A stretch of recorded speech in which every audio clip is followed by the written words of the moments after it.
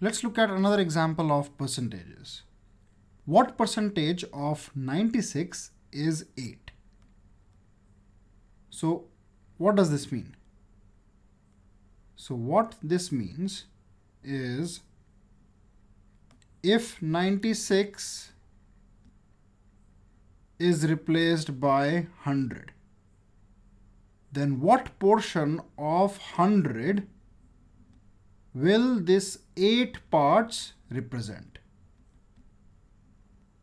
So if we divide something in 96 parts, then we are considering 8 parts out of those 96 parts.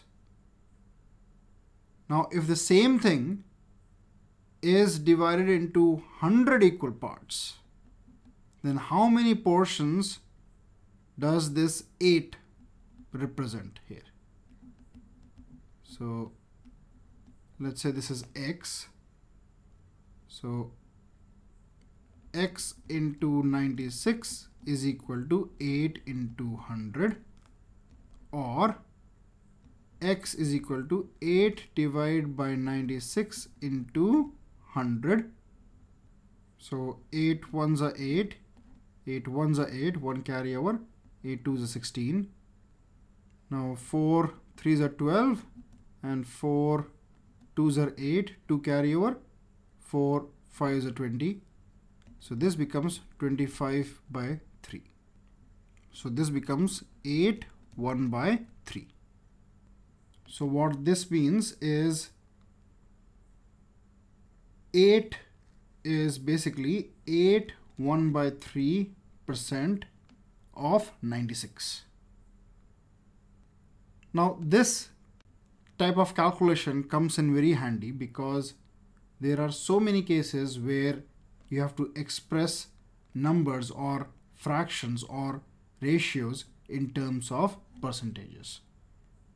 For example, let's say John says to you that he has scored 15 out of 40 in his maths exam.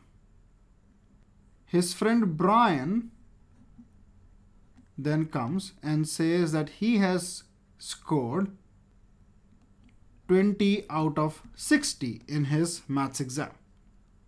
Now let's assume that both of them are in different schools, so that's why they have different total marks for their exams.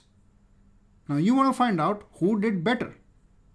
So what you have to do is here you have to bring both these marks to a common denominator, and that common denominator can be the percentage, because there we are finding out how much did John get out of 100 and how much did Brian get out of 100, and whoever gets more has scored more marks.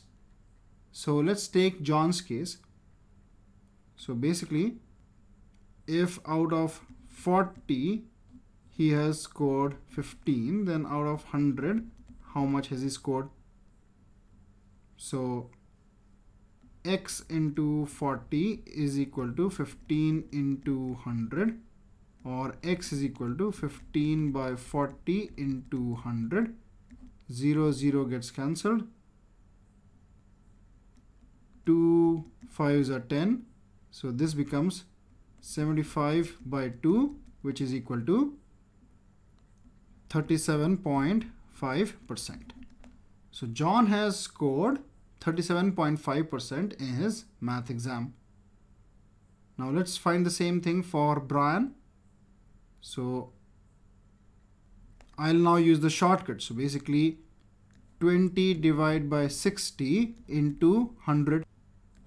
0 0 gets cancelled, 2 3 is a 6.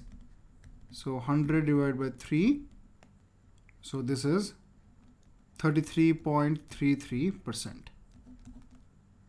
So based on the percentages, now we can say that John scored better than Brian.